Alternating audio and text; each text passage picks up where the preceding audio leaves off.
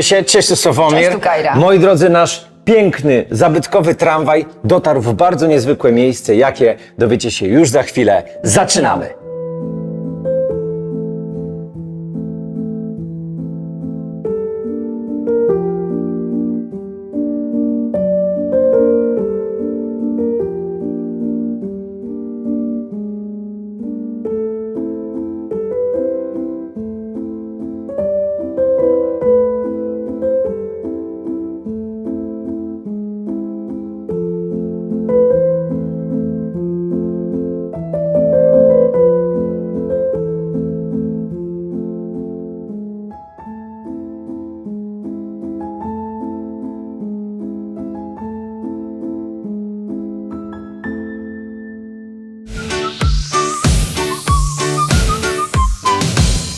Witamy serdecznie na Śląskiej Karuzeli, dziękujemy za gościnę.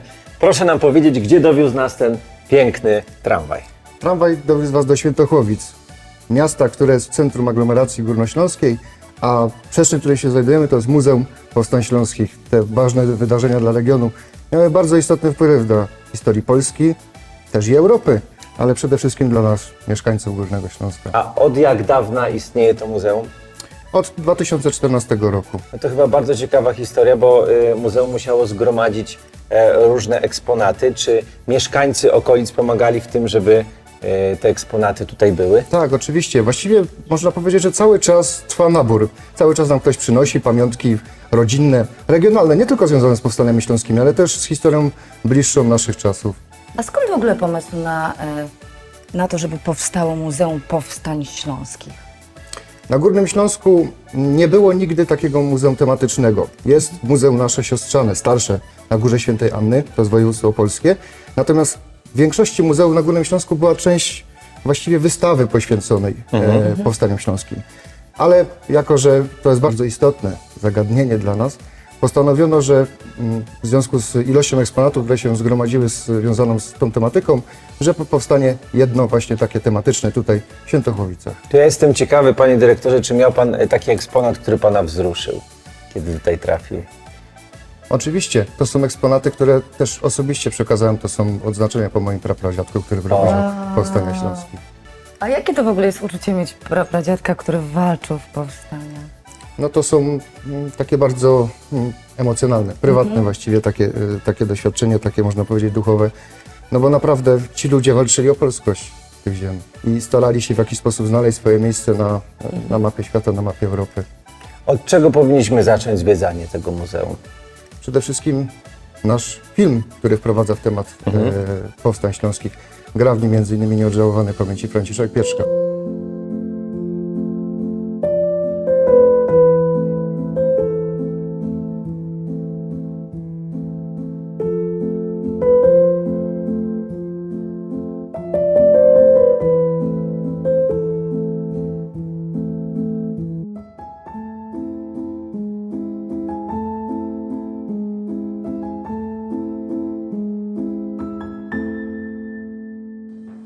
A proszę powiedzieć, skąd pomysł, żeby tutaj, właśnie w tej przestrzeni, pojawił się oto taki przepiękny tramwaj? Chcieliśmy pokazać, jak wyglądała typowa ulica na Górnym Śląsku 100 lat temu. No nieodzownym elementem takiej ulicy jest tramwaj, czyli bana. Wiadomo, że te tramwaje nie wszędzie w Polsce jeżdżą, ale u nas na Górnym Śląsku ta sieć tramwajowa jest bardzo gęsta. Piękny. W związku z czym postanowiono taki tramwaj sprzed 100 lat pokazać i zademonstrować to, w jaki sposób wyglądał właśnie w tamtym Czy czasie. to jest rekonstrukcja, czy to jest oryginalny wagon? Nie, to jest rekonstrukcja. Rekonstrukcja. Oryginalny by się nie zmieścił. No. No tak, ale faktycznie ta przestrzeń jest przepiękna. Czy tak wyglądały uliczki 100 lat temu? Tak. Tu oczywiście mamy tramwaj. Pod naszymi stopami jest bruk. Tak. Bruk, Oczywiście Ale to kostka też brukowa. bardzo, to jest bardzo w ogóle pomysłowe. Tak. Rzadko się zdarza, żeby w muzeach były, zwłaszcza na piętrach, więc ogromne gratulacje. Tak. No i na podstawie właśnie fotografii, wspomnień też odtworzono część związaną z tym asortymentem handlowym, można powiedzieć. Czyli mamy sklepiki, mamy fotografa, można sobie tam zrobić nawet takie pamiątkowe zdjęcie i wysłać je na maila. O, no Wow. to ruszamy na zwiedzanie. Ruszamy.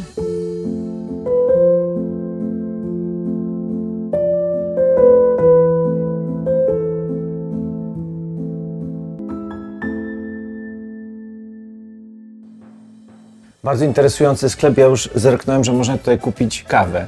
A co jeszcze było w takim sklepie dostępne? W takich sklepach było dostępne wszystko, od gazet przez pocztówki, po nawet obecnie niepopularne tytoń i papierosy, po właśnie takie artykuły, byśmy mogli, towary kolonialne, czyli właśnie kawa, cukier, cukierki, także wszystko.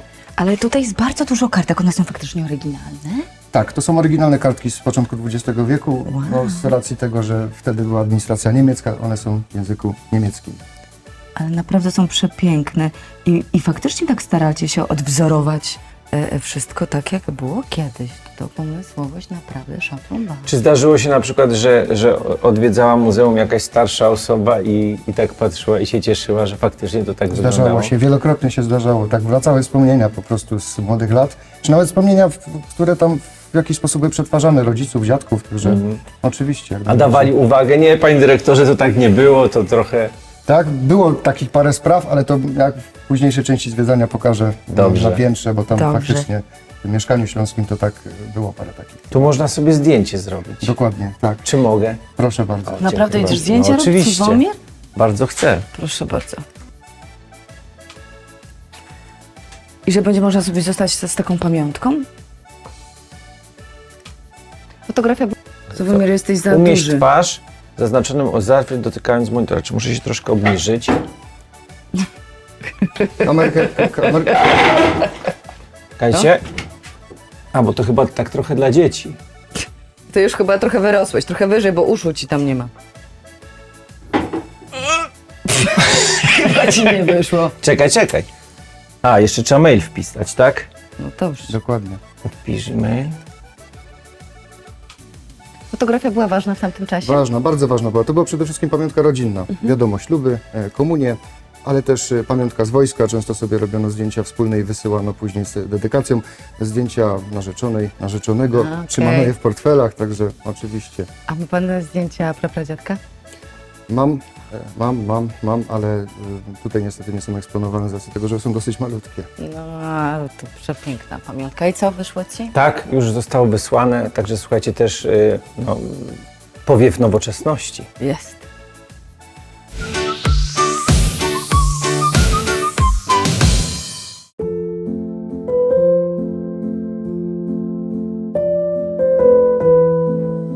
Ta sala mi się kojarzy trochę z wejściem smoka. Tyle luster dawno nie widziałem. Co to za miejsce? To jest właściwie wstęp do tej historii związanej z powstaniami śląskimi. W założeniu, kiedy projektowaliśmy wystawę, trzeba było pokazać, od czego się to wszystko zaczęło. A zaczęło się wszystko w Wersalu.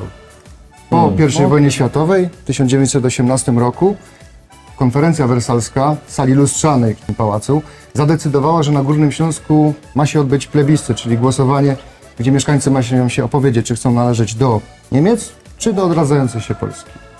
A co było najtrudniejsze w tworzeniu tutaj ekspozycji w muzeum?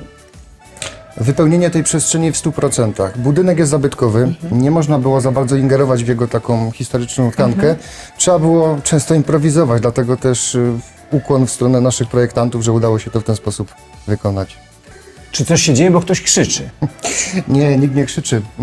W każdej sali uruchamia się film multimedialny, bo wiadomo, oprócz plansz merytorycznych i ekranów dotykowych, gdzie można sobie poczytać, mamy także wiedzę w pigułce w formie właśnie takich filmów fabularyzowanych, które opowiadają tą historię Górnego Śląska. Bardzo przystępną dla dzieci i młodzieży między innymi. No właśnie ja chciałam zapytać, jak chcieliście namówić właśnie młodzież, żeby byli zainteresowani wydarzeniami sprzed ponad 100 lat?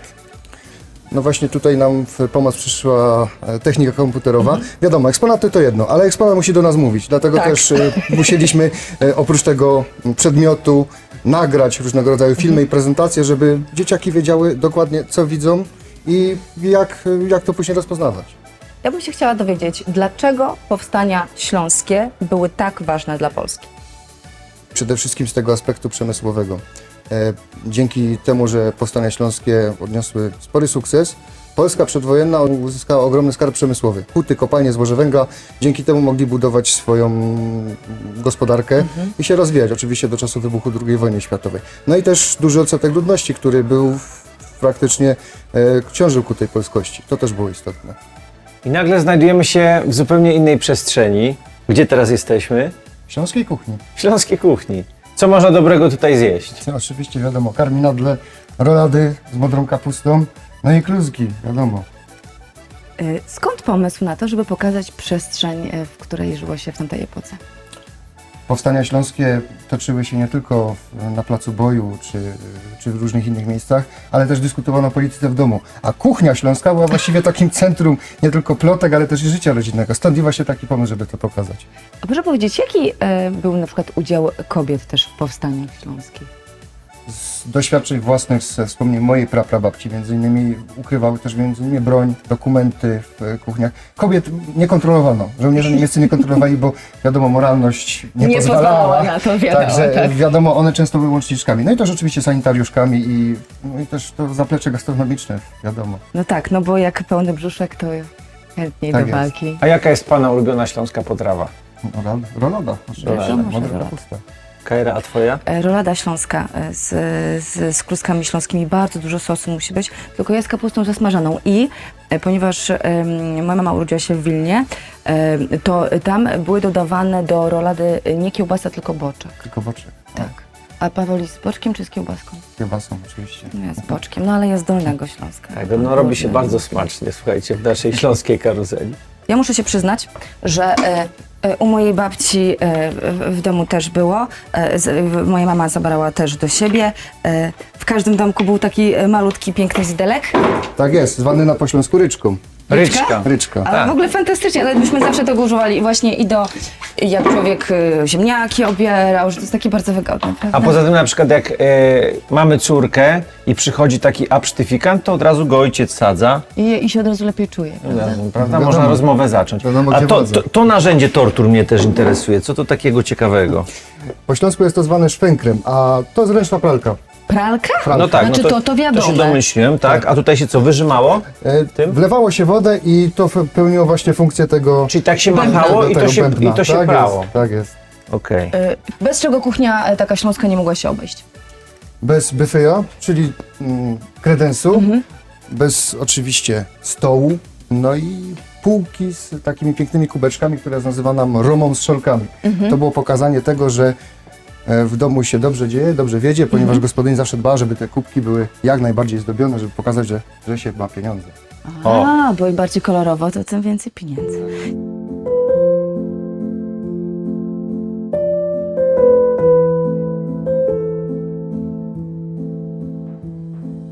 Kolejne bardzo ciekawe pomieszczenie. Ja dostrzegłem, czy to jest karbidówka? Tak jest, dokładnie. Czyli słuchajcie, 10 lat na śląskiej karuzeli czegoś mnie nauczyło.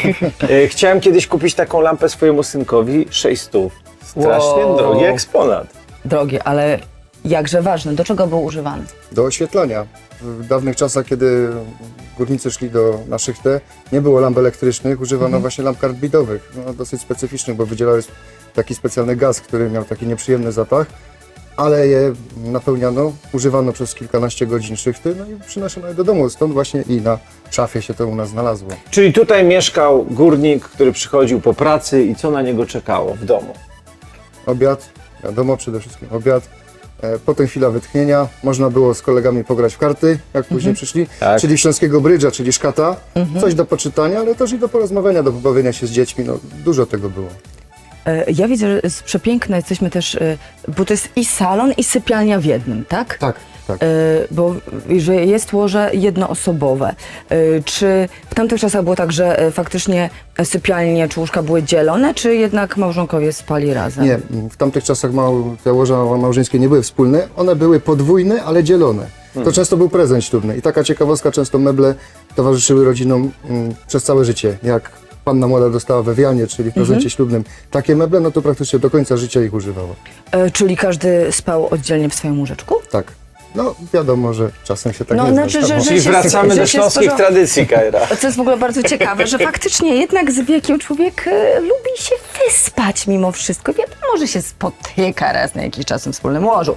Natomiast faktycznie, słuchajcie, królowie wiedzieli, co robią, że każdy ma swoją sypialnię. I król i królowa, potem wtedy odpoczynek faktycznie może być taki pełniejszy. Człowiek wypoczęty, zrelaksowany, nikt nie chrapie po nocy. Dobrze, no przecież aż tak nie chrapie głośno. Chrapiesz, chrapiesz. Czyli faktycznie te meble, które tutaj widzimy, komuś towarzyszyły przez całe życie. Tak, dokładnie. nie wszystkie lądują na śmietniku, często nam po prostu ludzie to przekazują. I tak jak tutaj można zobaczyć, to w większości są rzeczy, które dostaliśmy od mieszkańców naszego miasta, czyli Świętochłowic. A od pradziadka coś jest? Nie, tutaj nie. W domu trzymane W domu trzymane, tak jest. Ale jeżeli Państwo macie jakieś piękne pamiątki, którymi chcecie się podzielić i żeby zobaczyli je no, trochę więcej osób niż Wy i Wasza rodzina, to myślę, że śmiało możecie tutaj do muzeum przynosić. Wszyscy się bardzo ucieszą. Tak, oczywiście. Będziemy wdzięczni.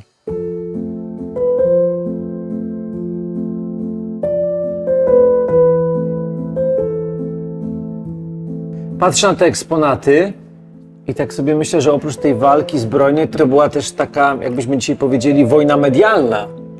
Propaganda, ta wojna papierowa robiła bardzo dużą robotę. Trzeba było przekonać jakoś ludzi. I co ciekawe, niekoniecznie, jeżeli ktoś chciał głosować za Polską, potrafił czytać po polsku. Dlatego też plakaty są dwujęzyczne. Ale bardzo i kolorowe, i takie mocno obrazowe, bym powiedziała.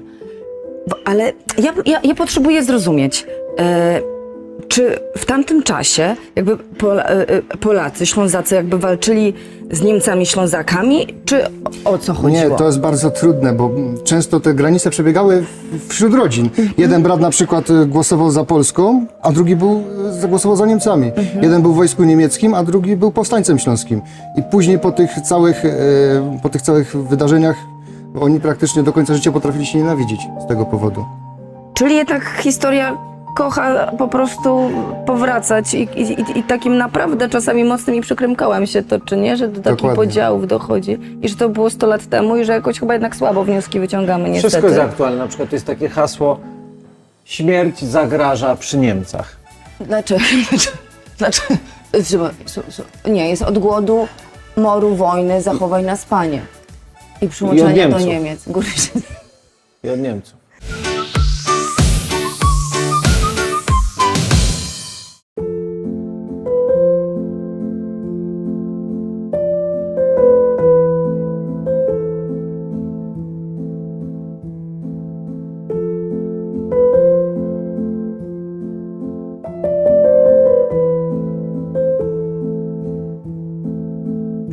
Często się odwoływano właśnie do tego, że Niemcy przegrały I wojnę światową, że ta cała bieda, te wszystkie długi, które musieli spłacać właśnie na rząd niemiecki i starano się przekazać tą Polskę, tak właśnie w filmach Kazimierza Kuca, jako tą piękną, taką odrodzoną. Natomiast Niemcy z drugiej strony argumentowali, że Polska jest takim państwem sezonowym, że za chwilę będzie czerwona, no bo przecież wojna polsko-bolszewicka, że tam tylko się panoszą szlachcice, oczywiście wąsaci muszą być grubi, żeby po prostu żerować na biedzie tego polskiego chłopa.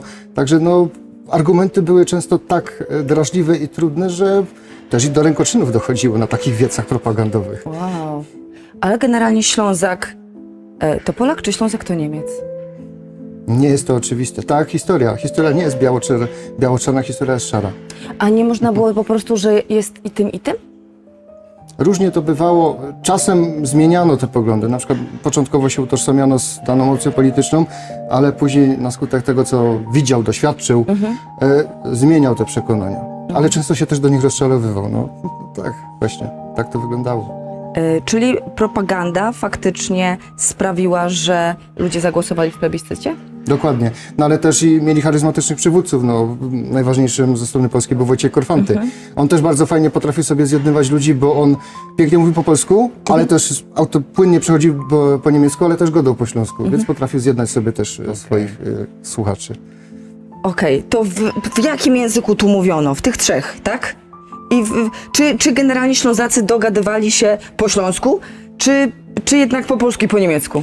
Dogadywali się po śląsku. Po W śląsku. urzędach mówiono po niemiecku, a z ochotnikami, którzy przypływali z Polski walczyć w powstaniach, bo też tacy byli, starali się mówić po polsku. Czasem im to nie wychodziło, Okej. ale starano się nadrabiać te braki. W pana domu mówiło się po śląsku?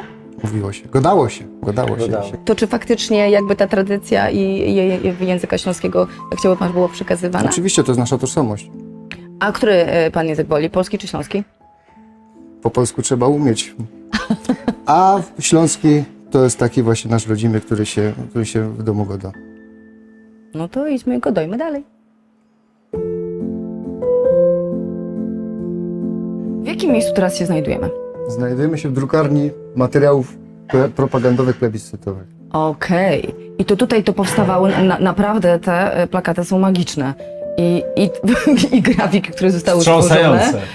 I to są oryginały. Tak, to są oryginały. I te dźwięki, co słyszymy, to właśnie takie się drukowało. Tej prasy drukarskiej, która właśnie odbijała te kopie tych. Państwo tego nie widzą, ale tutaj można podejrzeć, jak pracuje właśnie Tak. drukarz. Bardzo to ciekawie wygląda. No i wszystko było robione ręcznie, prawda? Ale one są kolorowe. To też musiała być technika rozwinięta. Do projektowania tych plakatów zatrudniono najlepszych artystów plastyków, zarówno ze strony Polski, jak i Niemiec, także naprawdę robią dużą robotę. Okej, to który jest pana ulubionym? Najciekawszy ten plakat jest ten. Tak jak już mówiłem, on jest dwujęzyczny, no bo tak jak mówiłem, jeżeli ktoś chciał głosować za Polską, niekoniecznie potrafił czytać po polsku, więc mamy tłumaczenie po niemiecku, ale sama grafika jest ciekawa. Mamy Ślązaka, ale nie górnika, nie hutnika, tylko rolnika, bo trzyma pług w stroju śląskim i wygraża pięścią dwóm takim przemysłowcom. Jeżeli się przyjrzymy, jest tam napis na tych walizkach na Holland i tam jest kwota podana. Jest to odniesienie do I wojny światowej, właściwie po tym, kiedy cesarz Wilhelm II abdykował, zostawił państwo z długami, a cały swój majątek praktycznie cesarski zapakował na wagony i uciekł do Holandii i tam później przebywał. Co Żeby znaczy uniknąć. gizdy? O, gizdy. Gizdy to jest takie określenie właściwie człowieka, który w jakiś sposób nie wywiązał się ze swoich obietnic, jest właściwie takim kłamcą. Oszust. Tak, oszust i właśnie w ten sposób chciano to zaakcentować. Jak się mówi wtedy? O, gizdy. O gizdy. O gizdy. To wy ze swoimi milionami uciekacie do Holandii, a my mamy za was płacić długi. Nie ma głupich, my głosujemy za Polską. Chciałabym się dowiedzieć, o co chodzi w plebiscycie. Jak już wcześniej wspominałem, w tym traktacie wersalskim zawarto umowę, że Ślązacy muszą się opowiedzieć, do którego państwa są należeć. Czy do Niemiec nadal, czy do Polski. Zaangażowano propagandystów, żeby przekonać właśnie Ślązaków do głosowania za konkretnymi opcjami. No właśnie tutaj ze strony polskiej duże podwaliny pod to położył Wojciech Korfanty, polski komisarz plebiscytowy. No i 20 marca 1921 roku odbyło się głosowanie, gdzie właśnie miano sprawdzić, do kogo te ziemie będą właściwie należeć. Jaki był wynik tego plebiscytu? Wynik był niekorzystny dla Polski, powiedzmy tak. Okej. 60% głosujących opowiedziało się za Niemcami, 40% za Polską. Ale na podstawie wyników nie szło w żaden sposób wytyczyć granic na Górnym Śląsku. Ponieważ było tak, jeżeli duże miasta głosowały za Niemcami, ponieważ tam była kadra urzędnicza, Tak. hutnicza, górnicza, ci wszyscy sztygarzy, dyrektorzy i tak dalej, to mniejsze miejscowości, gdzie większość byli robotnicy, typowi hutnicy, górnicy, rolnicy, głosowała za Polską. I powstawały takie enklawy. Dobrym przykładem są Katowice, gdzie centrum Katowic głosowało za Niemcami, ale na przykład Nikiszowiec, Giszowiec, czyli te dzielnice, głosowały za Polską. Okej, a tych plebiscytów było ile?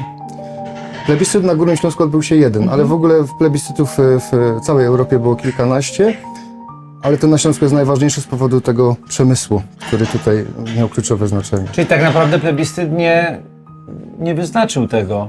Nie wyznaczył będzie przebiegała granicy. granica? Nie wyznaczył granicy. To co ją wyznaczyło?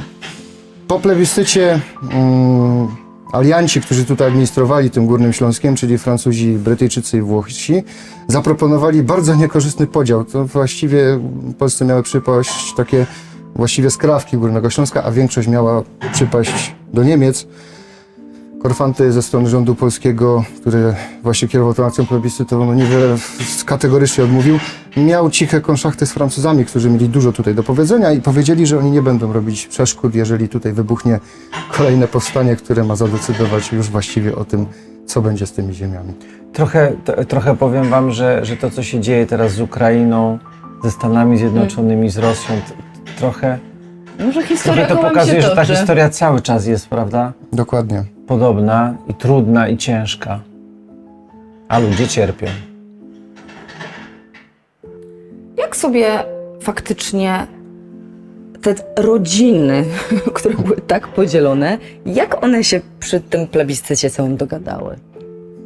Różnie. Czasem było tak, że dochodziło do tego, że skłóceni bracia musieli się rozejść, a mieszkali w jednym domu na przykład, nie? I mieszkali u kolegi, bo po prostu takie nie potrafili się dogadać. Tak właśnie było. A zdarzyło się, że podczas na przykład powstania walczyli brat z bratem między Bardzo sobą? często, Naprawdę? bardzo często. Boże, Bardzo kochany. często i też mamy relacje na przykład już z dawnych czasów, że jeszcze w wieku 80 lat wypominali sobie, który po której stronie walczył. Naprawdę? Tak. A jak u pana było? U mnie byli wszyscy po polskiej stronie. Polskiej po polskiej stronie. stronie. To naprawdę musiało być wyjątkowe takie sytuacje, nie? Tak. Najczęściej głosowano w szkołach. Tak, bo często było tak, że jedynym lokalem państwowym administracji publicznej w danej gminie była szkoła. Szkoła powszechna, szkoła publiczna, dlatego też w klasach tworzono lokale wyborcze. Tak jak właściwie jest po dziś dzień. Dokładnie, dokładnie. I nie oszukali w wyborach? Z tymi wyborami to też było ciekawie, ponieważ głosujący otrzymywali 2 karty z napisem Polska, Polen, Deutschland, Niemcy, taką małą kopertę. Miano do tej koperty wsadzić głos, który się chciał oddać, wrzucało się to do urny, a ten drugi, który był nieważny, który nie chciał się użyć, trzeba było spalić nad świecą w takim boksie, gdzie się oddawało głos. Ale generalnie było tak, że większość z tych ludzi ostentacyjnie wyrzucała te głosy, których nie oddała przed wejściem do lokalu, to już można było te pierwsze, te sondaże uliczne zobaczyć, jakie były sympatie właśnie poszczególnych miejscowości. A to ciekawe bardzo. A nikt nie zbierał tam z komisji i nie wyrzucali? Czy chociaż nadrywali trochę? Nie dochodziło do takich rzeczy. Ponadto taka ciekawostka, często komisje miały tak skonstruowane te urny, że albo były 2 kłódki do urny, do których klucze miał przewodniczący i zastępca, albo też zdarzały się kłódki z 2 dziurkami na klucz i jednocześnie otwierano to dopiero komisyjnie. Czyli dało się bez oszustw? Dało. Fajnie, uczmy się, no, żeby historia jednak tym kołem się nie toczyła. Bardzo nam się to wasze muzeum tutaj podoba, więc myślę, że musimy zostać trochę dłużej, żeby nam pan więcej opowiedział o pierwszym, o drugim, o trzecim powstaniu, a z państwem widzimy się już za tydzień. Do zobaczenia. Do zobaczenia.